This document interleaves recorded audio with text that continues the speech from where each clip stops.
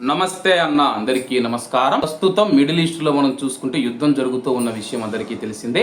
ఈ నేపథ్యంలో కువైట్ దేశానికి సంబంధించిన నౌకను మనం చూసుకుంటే ఇరాన్ పేల్చివేసిందనమాట.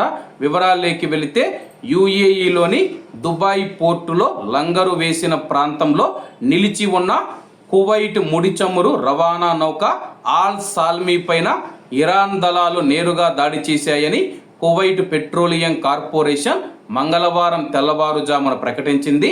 మార్చి 31 మంగళవారం అర్ధరాత్రి సుమారు 12 గంటల 10 నిమిషాలకు ఈ సంఘటన జరిగిన సమయంలో ట్యాంకర్ పూర్తి సరుకుతో నిండి ఉందని చెప్పేసి కేపీసీ ఒక ప్రకటనలో తెలిపింది.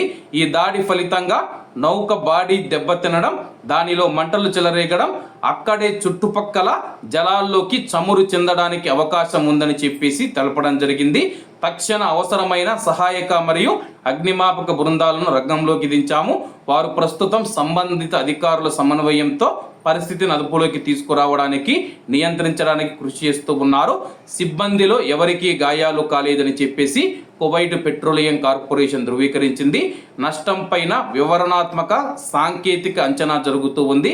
నౌకను కాపాడటానికి, పర్యావరణ ప్రభావాన్ని తగ్గించడానికి అవసరమైన అన్ని చర్యలు తీసుకుంటూ ఉన్నామని చెప్పి కేపీసీ తెలిపిందనమాట. ప్రస్తుతం మనం చూసుకుంటే కువైట్ దేశానికి సంబంధించిన ఆల్ సాల్మీ నౌక దుబాయ్ పోర్టులో అయితే పార్కింగ్ ప్లేస్లో దాన్ని అయితే లంగరు వేసి పార్కింగ్ చేశారనమాట.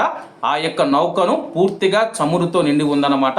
ఆ యొక్క నౌకను లక్ష్యం చేసుకొని ఇరాన్ దాడులు చేయడంతో ప్రస్తుతం ఆ యొక్క ఓడలో ఉన్న చమురంతా సముద్రంలోకి చెందుతూ ఉందని చెప్పేసి, దీనివల్ల ఆ యొక్క ప్రాంతంలో కూడా చమురు ఎక్కువగా లీక్ అవ్వడం వల్ల పర్యావరణం కూడా దెబ్బతినే అవకాశం ఉందని చెప్పి ఆందోళన వ్యక్తం చేస్తూ ఉన్నారు. ఏది ఏమైనా సరే కానీ ప్రస్తుతం జరుగుతూ ఉన్న యుద్ధం ఏదైతే ఉందో ఆగిపోవాలని చెప్పి అందరం కోరుకుందాం. కాబట్టి అందరూ బాగుండాలి, అందులో మనం ఉండాలి. అందరికీ నమస్తే అన్న, జై హింద్.